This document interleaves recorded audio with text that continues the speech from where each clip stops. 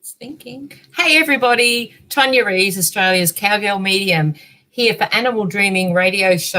And I am really excited to interview the gorgeous Terri Ryan here, who I just realised lives just up the road from me. Welcome, Terri. How are you? Yes, very good. Thank you. Thanks, Um, everybody, for coming to listen.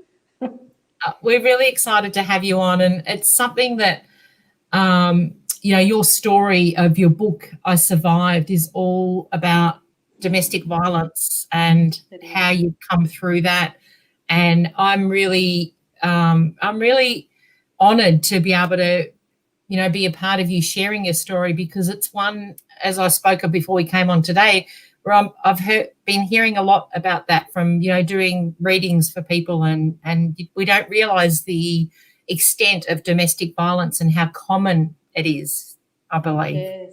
Yeah, I really believe that this year too, it's a very important topic with everybody being in isolation, and that I think there would have been a whole lot more. And um, as I was saying to you before, I went through probably 7 years of it, being with my husband, and then after leaving him and being stalked, I was stalked from him for 4 years until he was killed. Had a friend kill him.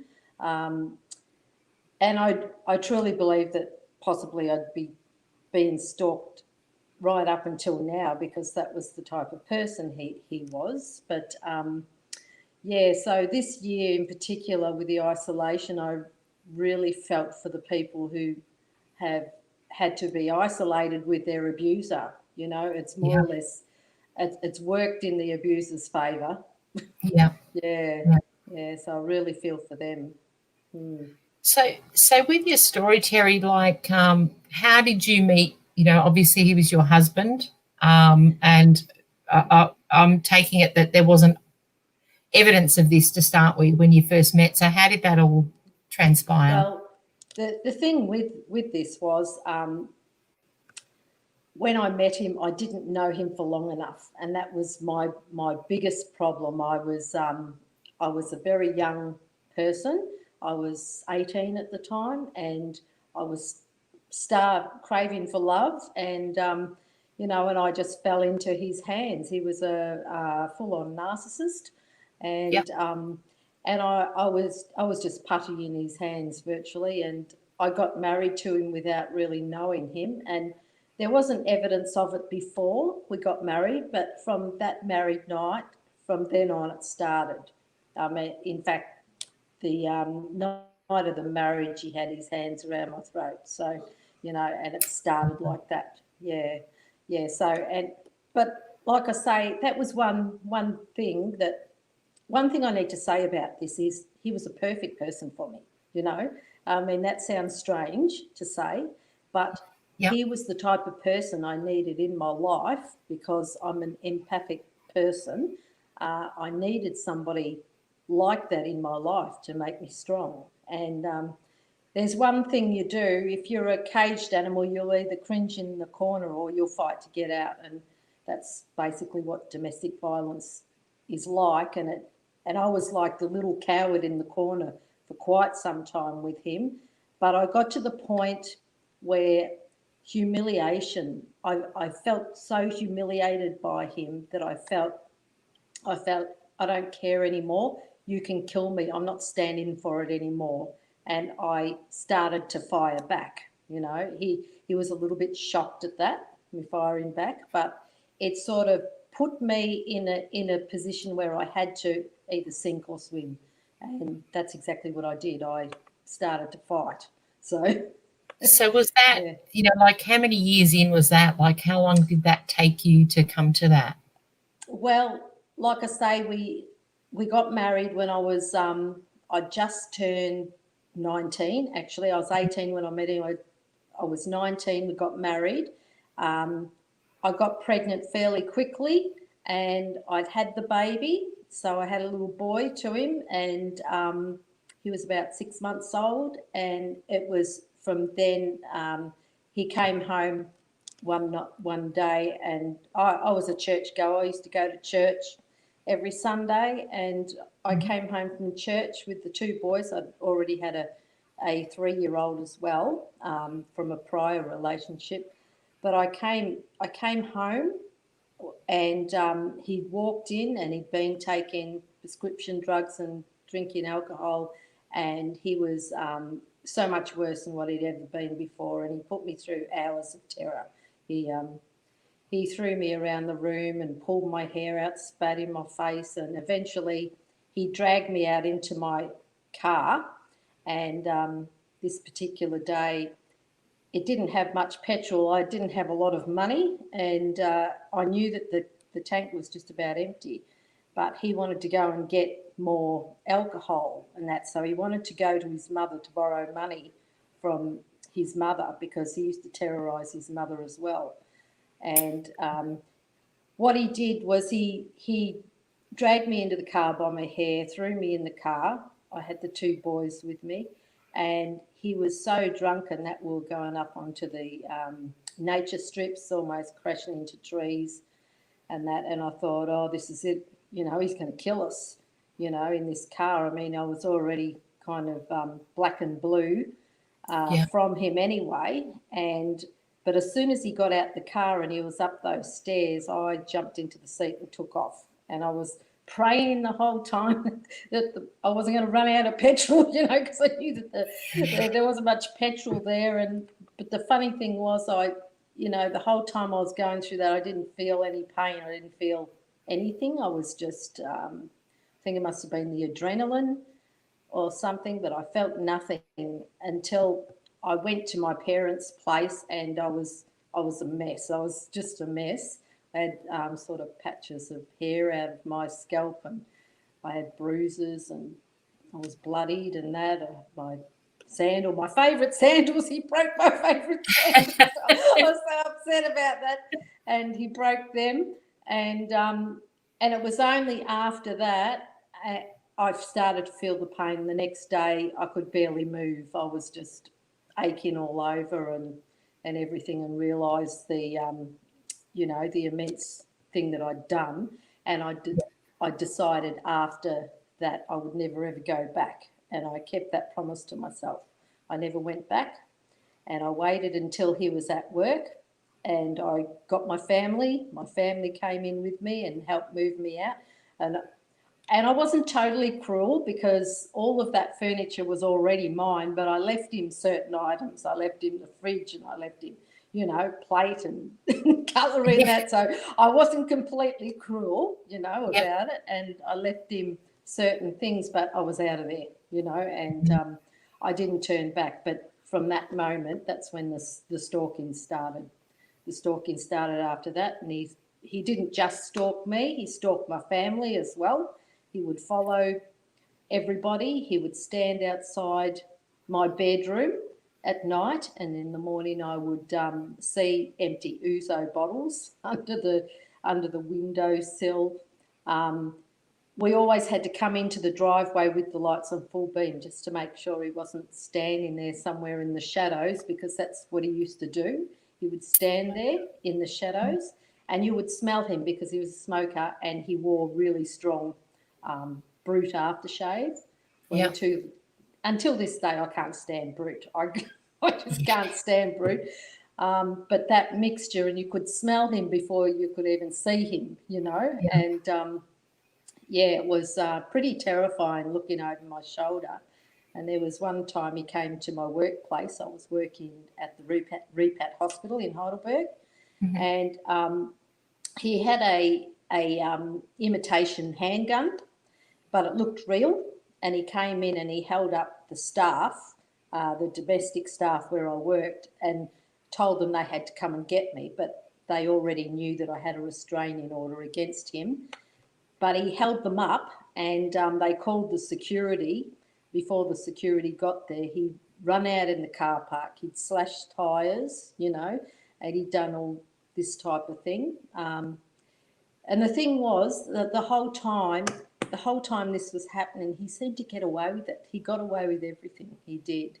And at the time, there weren't, because going back in the 1970s, 80s, early 80s, there was no state restraining orders. It was all done federally. And if you made a complaint, say if he attacked me on the Friday night, I had to wait till Monday morning before I could report it, because the federal hours were 9 to 5. So I had to wait till then, and then he'd get away with it. So yeah, it was. But what happened when I went for the divorce after 4 years of him stalking me? I thought, well, if I divorce him, and I'd always been against that because I was a Christian, I thought, no, I can't divorce him, got to live with this. And but after a while, and he just continued to stalk me, would not leave me alone. And I thought, well, maybe if I divorce him, he'll know that the book's shut, Anyway, so we went to confidential counselling on that particular day before the court case, and she said whatever we said in that courtroom was not to be reported back to the magistrate because it was confidential. So she gave us both the opportunity to speak, and he went first, and all he said was that I never tried in the marriage, that everything was my fault, and he went on and on and on for 10 minutes. She says, "Okay, we've heard you, and now we'll hear Terri." So I said, "Look," I said, "all I'm saying is I'm worried about the children with him, being alone, because he takes prescription drugs and he drinks with it. I just want to make sure my children are safe." With that, he just saw red, got up, picked up a marble ashtray and threw it, went to hit me, and the counsellor screamed and she said, "No!" like this. So he picked it up and he threw it at the wall, and then he just ran for the door, and he was so manic that he couldn't even open the door, but he eventually got out the door. And the poor counsellor, she sat in her chair just dumbfounded. She says, "I've never in my experience ever seen anything like that." And all I could say was, see what I mean? Yeah. So it's like he really showed his true colours. Like you couldn't get a better interpretation than that. He did. But wow. I knew after that day, after that happened, he was going to be out there waiting to pounce on me. So I told her that. I says, "Look, I'm in trouble now. He's going to be out there somewhere waiting to attack me." So she couldn't report back to the court what was said, but she did go in private chambers with the magistrate. And when the court case came, he didn't appear. He didn't come back, but I did see him later. He was outside waiting. But the magistrate said he gave me a state intervention order. So it was my understanding that I was probably one of the first to get that, only because what he did in the court. And they also, he also organised the police escort home for me as well, which was good. And as we went out those double doors, there he was standing around the corner waiting, but I was in between two police officers. So, yeah. Wow. So, it's hard to, from someone that hasn't experienced that, so you had the two young children as well in amongst that. So, well, the worst part about it was, I shouldn't say the worst part, but after I left him, about 6 weeks after I left him, I discovered I was pregnant, which I thought, oh, here we go. I've got another child, and I've got to protect another child from him. And I would say I'd never felt so down finding that out, which was a sad thing. It was a sad thing, but because I'd left him, he never truly believed that daughter was his. He always accused me of it being somebody else's. But before I'd left him, he had been raping me. So as much as I'd tried to stop him, he used to rape me. So, so that was pretty difficult too. So I remember I would dress up in, I bought a pair of those old man flannelette pajamas and I used to wear them, and I used to think, if I don't look female, Yeah. he's not going to try anything, but that didn't work. It didn't work. Oh, Yeah. But the two after massive. after I left him, I found out my sister used to work in as a ranger in bylaws in the council in the shire, and Yeah. she ran a check with her police officer friends on him, and we found he had a whole list of criminal offences against him.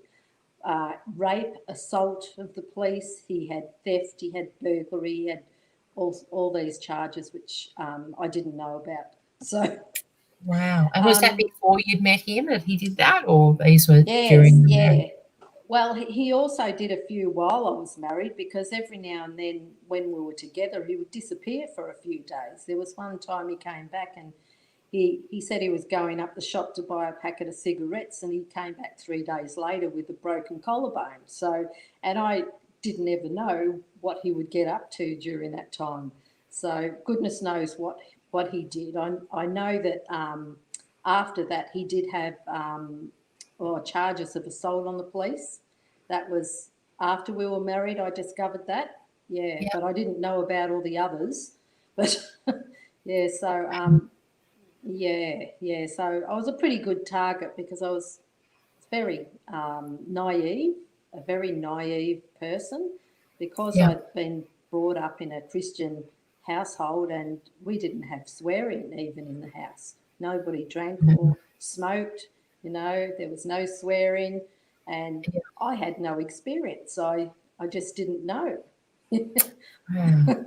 Yeah, Yes, you wouldn't. It's not something you'd expect, and I suppose, and you often hear that with domestic violence cases where it's a short term, it's a quick suddenly union, then there's a marriage, and then all of a sudden this other person comes out. yeah. So, do you feel, or what you were sharing before, like he picked you, knowing that, like as in, Definitely. Yeah, definitely. He knew.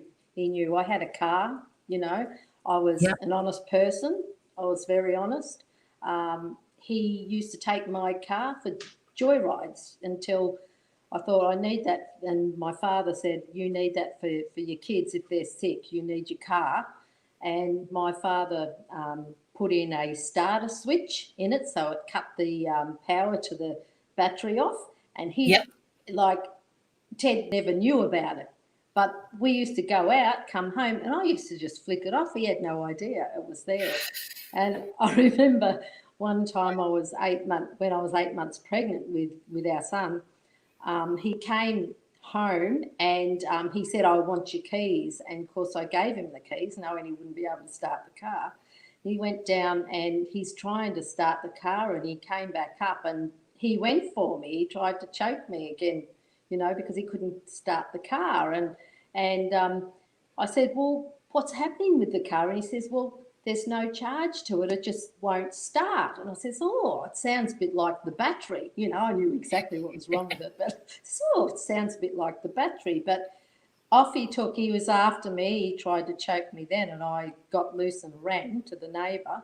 But that was just another incident. Anyway, he yeah, didn't get to take the car that day. Yeah. wow. So the support of your family obviously has been a really powerful thing, Terry, throughout this. Yeah, yeah, it has been good.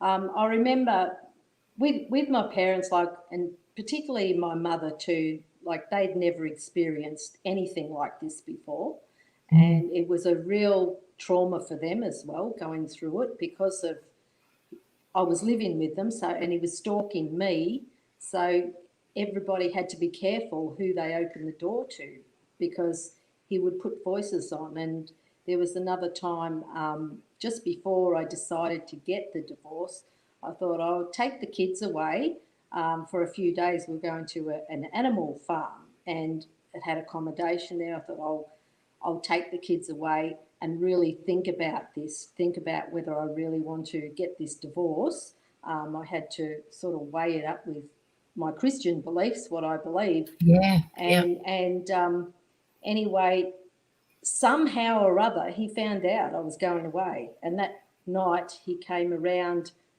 to my parents' house, and all I remember at about 12 o'clock midnight was all this banging. I got woken up and I thought that there was a house, like a tremor or something happening, and next thing I knew, my mother ran down the stairs and said, "Lock your doors and windows, he's trying to get you."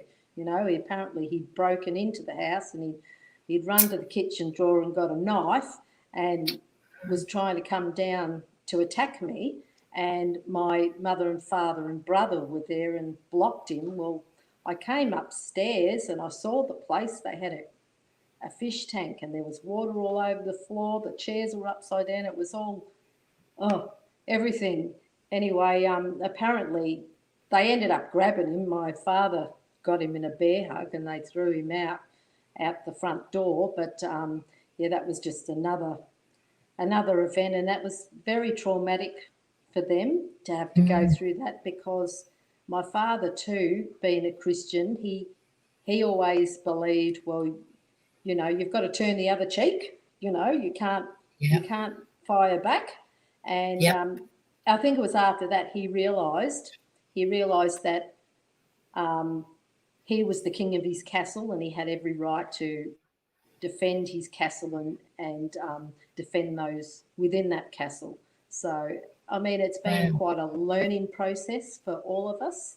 And when I wrote my book, I thought I don't want to write just a story, just another domestic violence story. I want some sort of a positive pitch in the book. So at the end of the book, I decided I would write down all the things that I'd learnt about it. So I dedicated the back part of the book to that, and I listed it item by item what I'd learnt through going through the experience.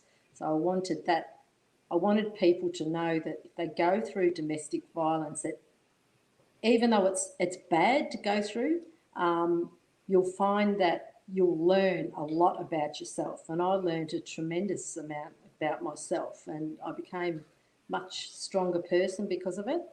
Yeah. You're a true inspiration in the way that you've turned something that's, you know, for most of us hard to comprehend. And, you know, you've taken away such a you know, like you focused on those positives, Terri, like you amazing in the way that you've managed to do that. And I can imagine that wouldn't be easy. No. Well, it wasn't easy going through it, and of course after it. And in those days, you didn't go and get therapy. You just didn't do it. You know, you just dealt with it. And I thought if I prayed enough, you know, if I distract myself enough, I'll get over it. I never did. I didn't get over it. For 10 years, I went through post-traumatic stress. And I found by writing this book, this is how I began to heal, by writing it all down. And I know, you know, we don't all fit the same mould. It might not work that way for somebody else. But I found by writing it down and reliving it, you know, getting that pain out and doing something about it where it was going to help somebody else. I wrote it down. I didn't actually decide to write a book. I just was writing it down just for the sake of getting it, the emotions out. And then after I finished writing it, I reread it and I thought, oh my goodness, you know, I've written a lot here. And I thought, well, there's so many other people out there going through this. And maybe if I get this published, you know, it might help somebody else. It might give somebody else a few ideas of what they can do in the situation. Yeah, so I did that, and I actually did finally get over it. I got over the post-traumatic stress. I used to wake up with nightmares all the time.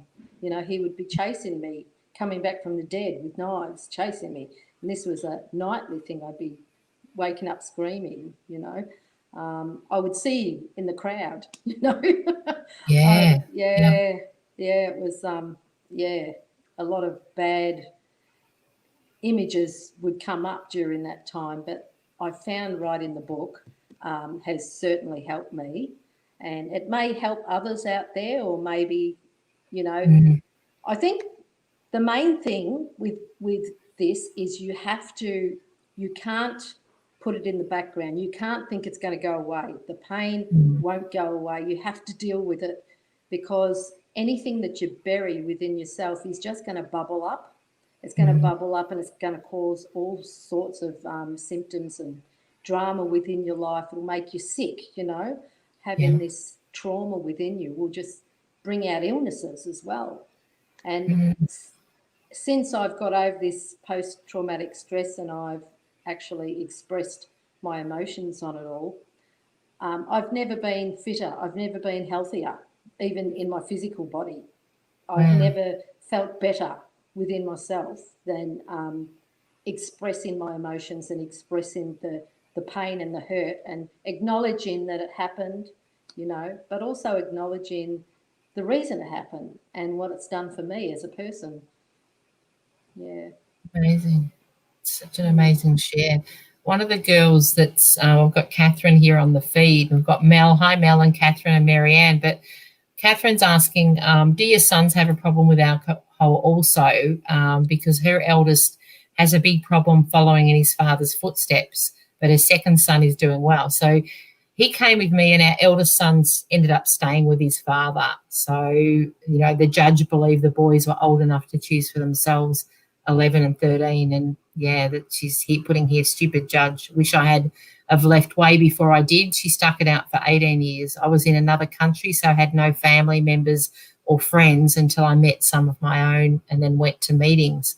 You do tend to hear that a lot. It's almost like when there's somebody the perpetrator, I suppose, like in the person that is violent tends to isolate that partner that they choose, so that there isn't that, that many don't tend to have that family around, or they isolate them from friends and things. Yeah, that's exactly right.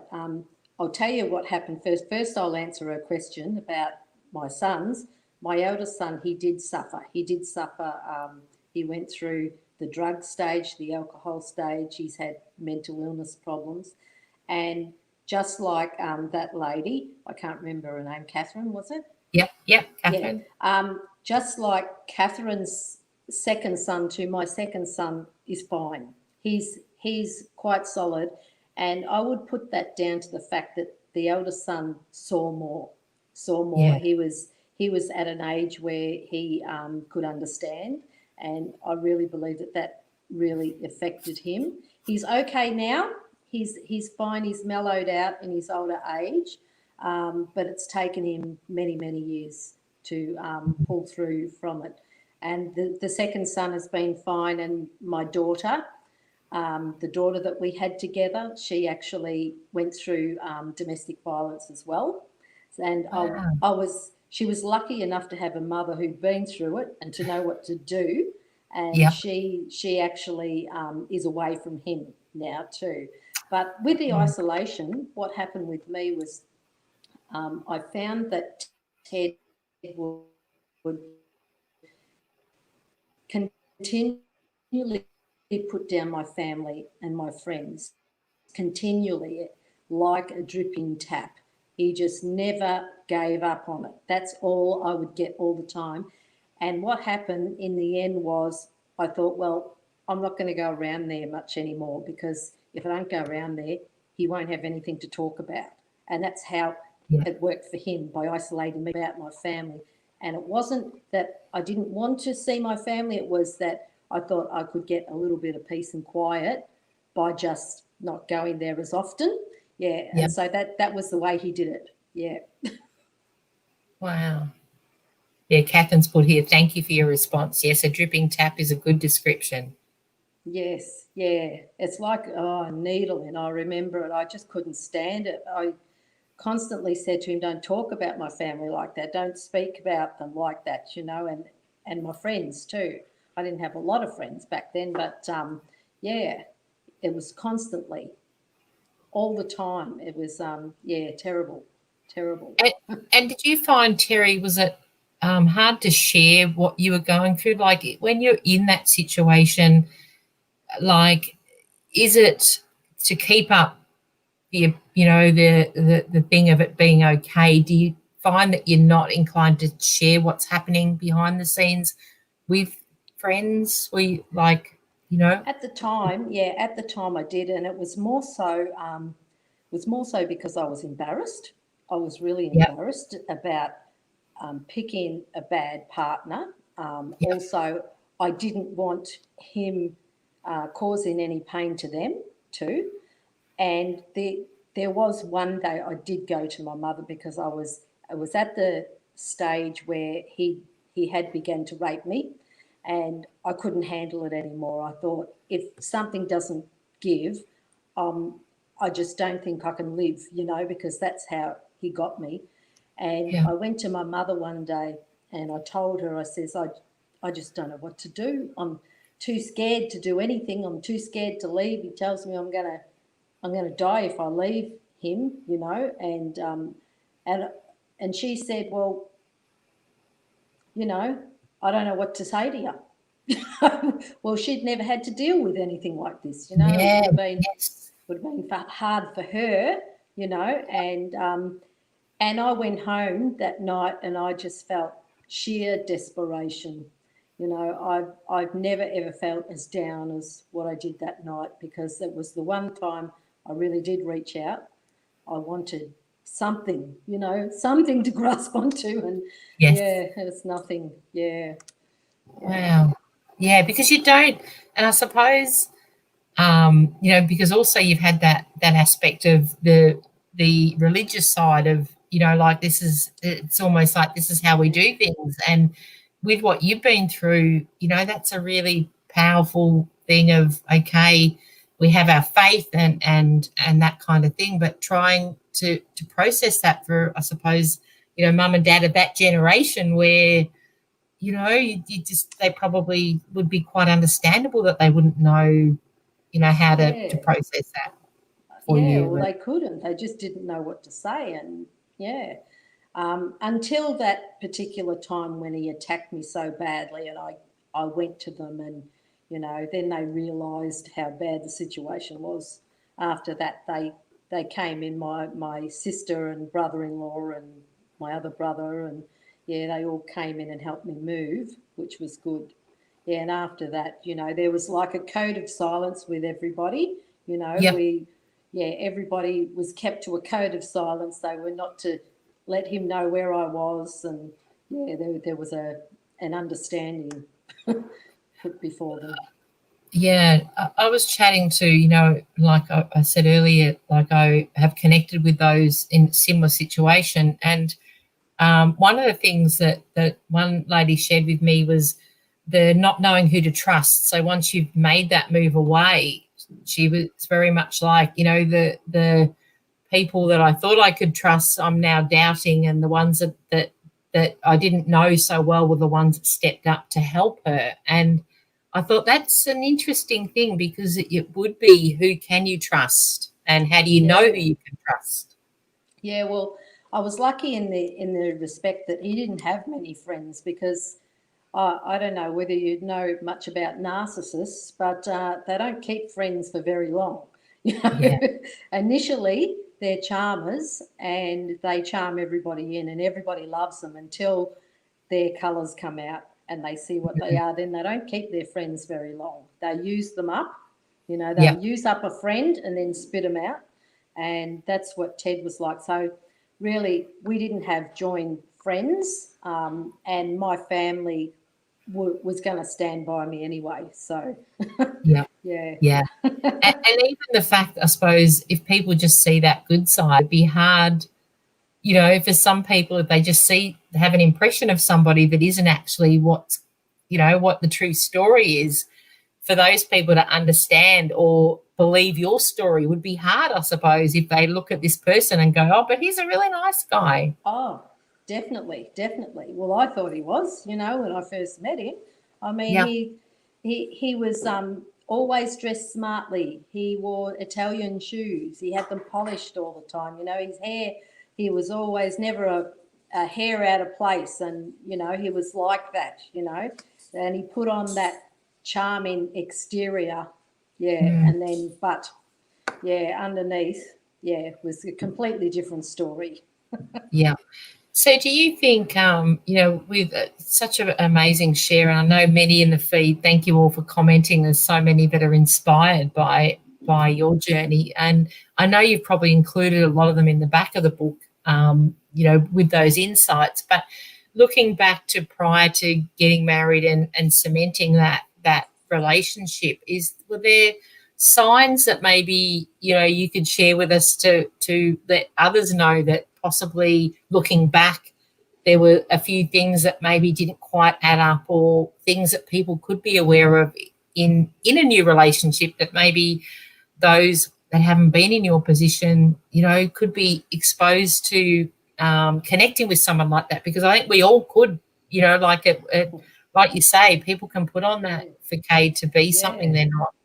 Yeah, well, the one thing I found, I've always been and had very strong intuition.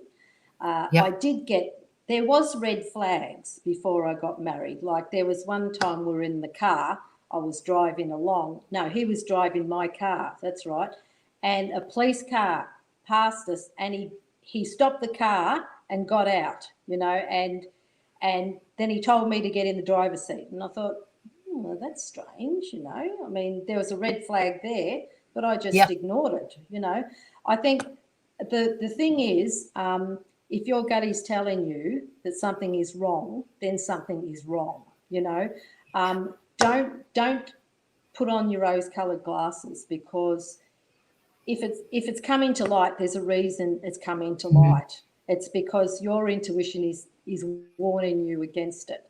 And this is one thing that I found too.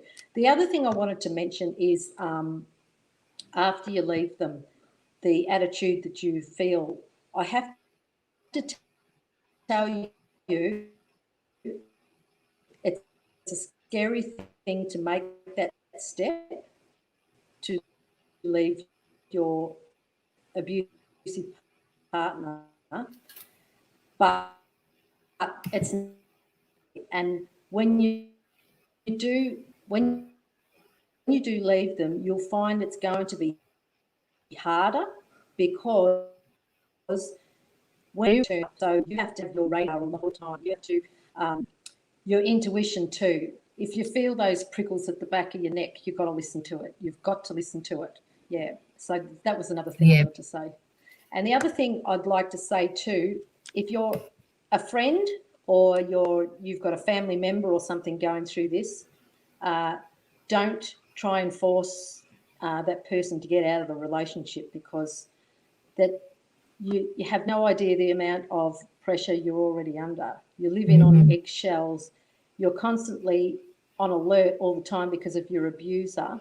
And if somebody is saying, leave that relationship, and I had people say this to me.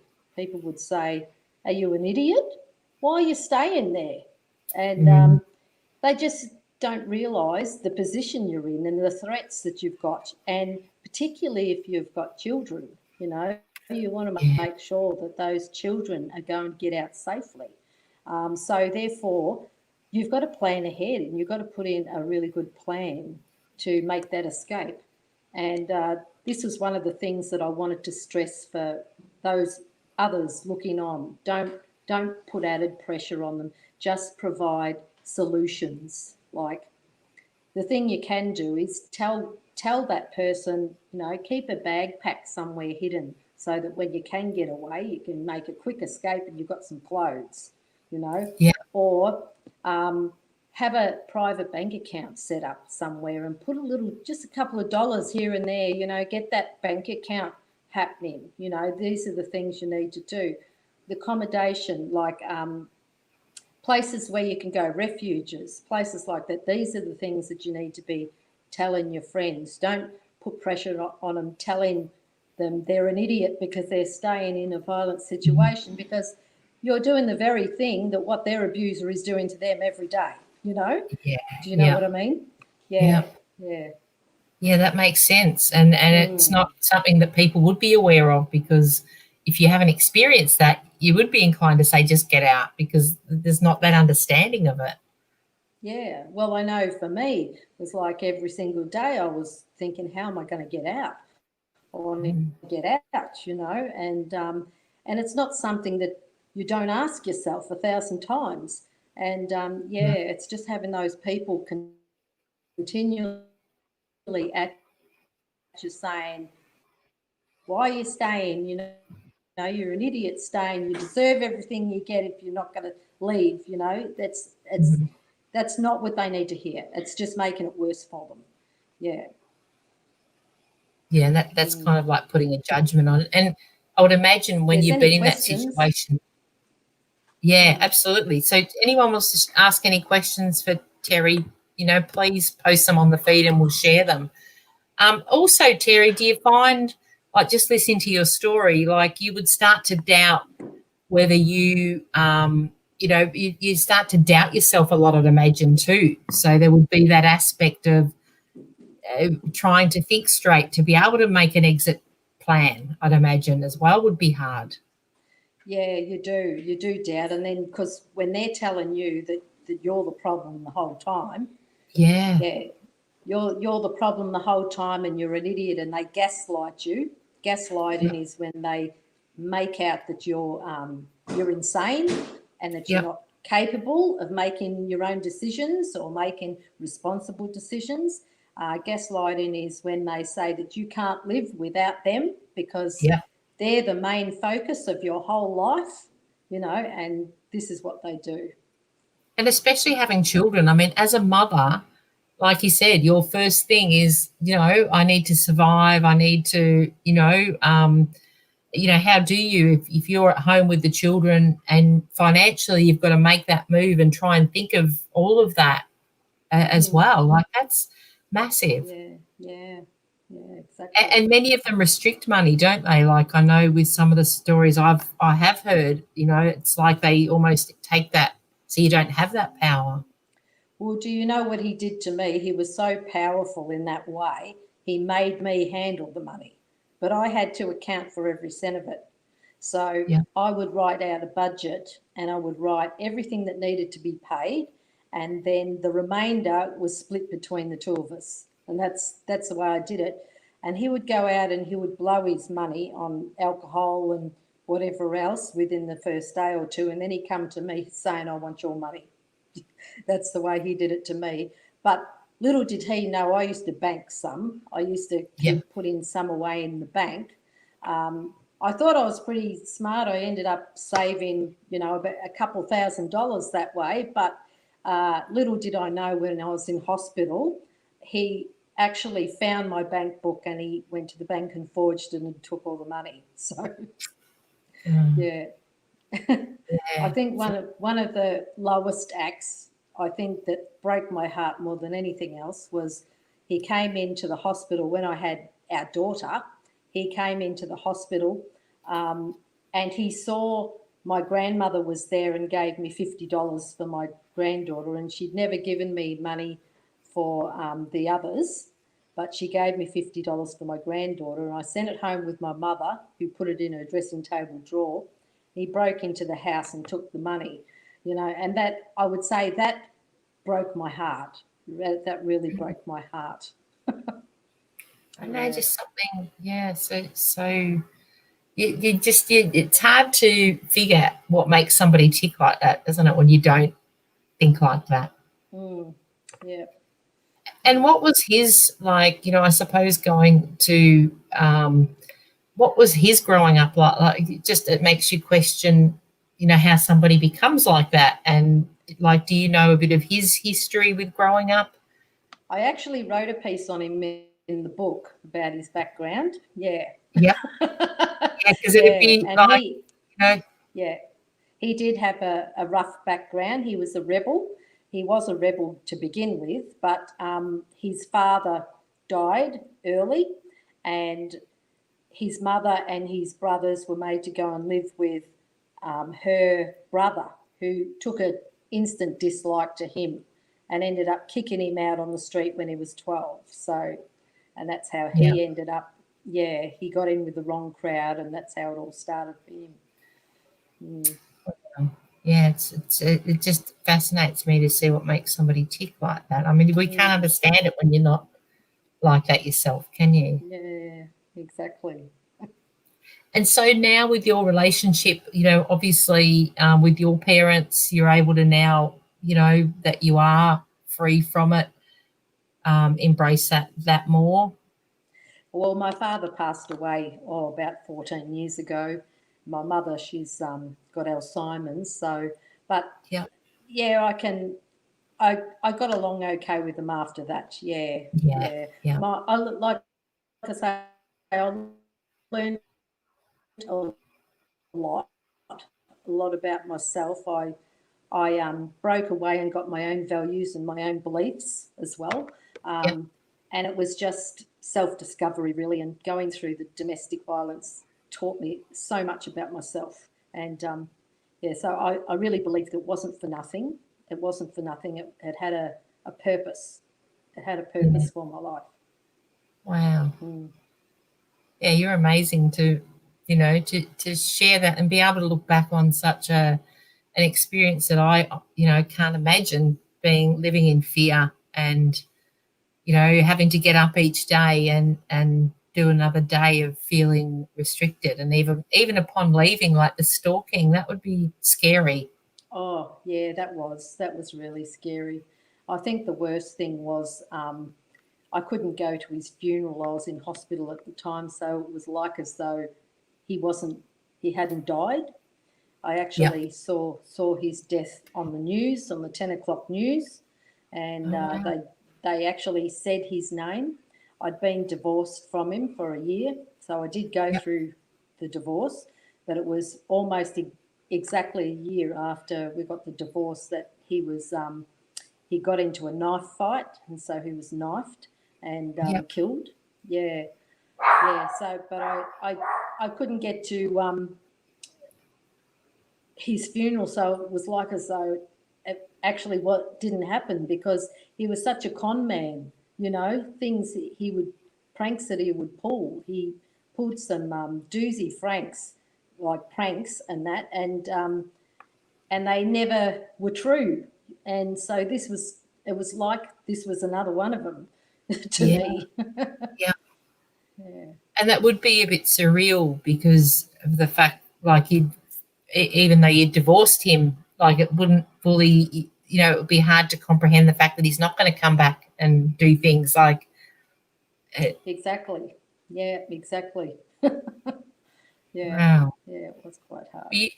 You are an amazing, inspirational lady, and so many in the feed here. Jeanette's popped up, amazing woman. Thank you for sharing. I can relate to this, but with other types of relationship and abuse. And Mel's put here she's experienced very similar twice. She's had that happen to her. Hmm. So there's so many that can relate to your story, and I can't wait. I haven't had the opportunity to read your book yet, but I'm definitely going to be ordering one. And you've got a copy of it there to show us. I do. Yeah. There's a few people are With asking. It's called "I Survived: Domestic Violence and Stalking" by Terri Ryan. yeah. And we've got Terry's Facebook page. If you guys would love to jump on and connect with Terry's page, you can we can message you, Terry, to order a book if we Yes. want to. But Yep. it is also available on Amazon for those that Yep. are overseas, Yep. that they can grab a copy.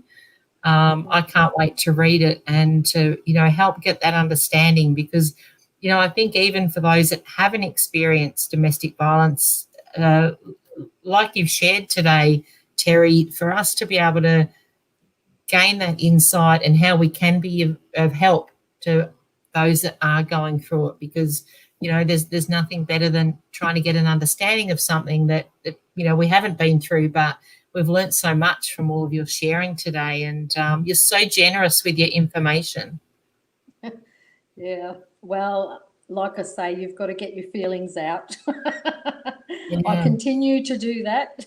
Some people might not like it, but I do. I express my feelings these days. Good on you. You're Yeah. amazing. And to just meet you and have that experience of, connecting with you with this interview, I'm just blown away at, through such hardship, and I know, it's still a part of who you are, but it's like you've really you've really dug deep to try and bring that positive spin to it. And that's not that would not have been easy. Yeah.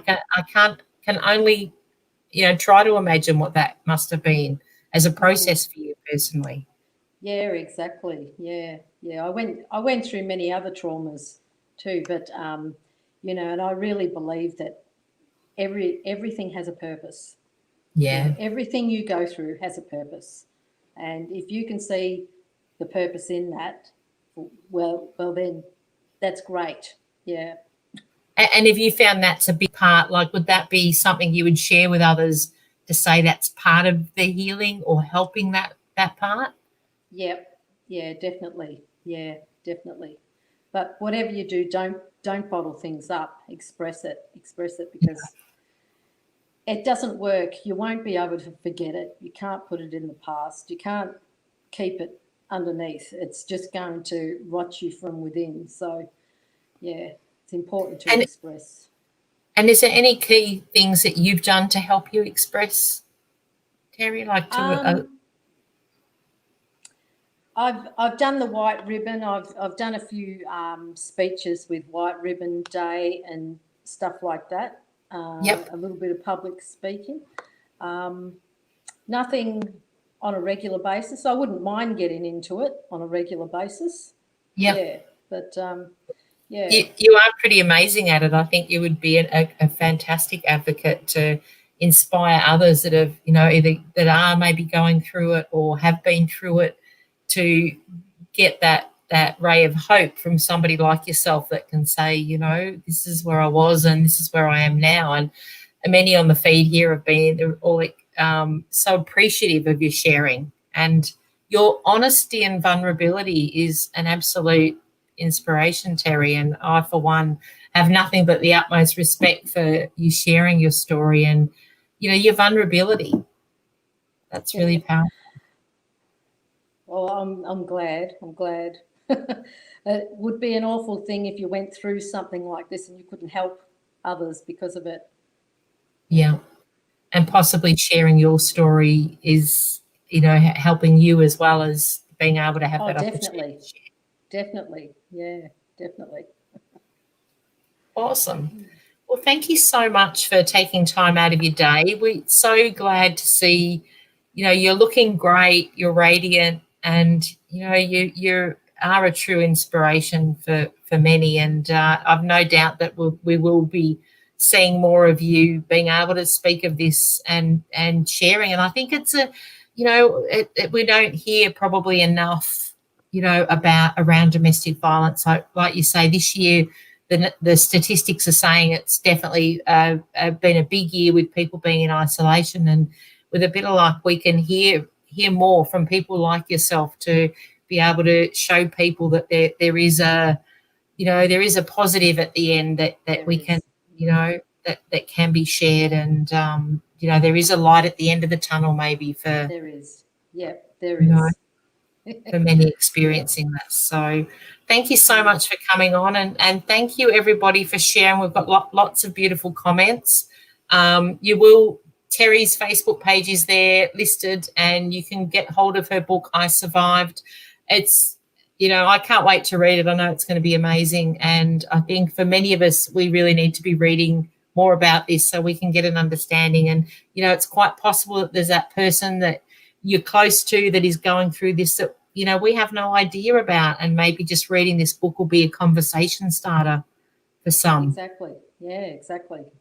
Hmm. So thank you. Thank you all for coming on today. And thank you, Terri, for taking time out of your day to join us on radio today. It's really been a touching story, and one that I know is going to really make a big difference for many that, are able to watch this interview. So please share it, everybody. If we can get the word out to help with domestic violence, that is such a powerful thing. So the more that we can share this interview, the more we can make a difference for everybody out there. That's, this journey that Terri shared is so powerful. And, it's sad to think people are stuck in that situation without help. So Thank you so much for having me. our absolute pleasure. Thank you, Terri. And thank you, everyone, for all your input. We've loved connecting with your messages, and they're very heartfelt. There's so much support there, Terri, for you, that I know, Terri can go through the feed and check out all your beautiful comments. So thank you so much. Take care, everyone. Have a wonderful week. Bye. Bye for now.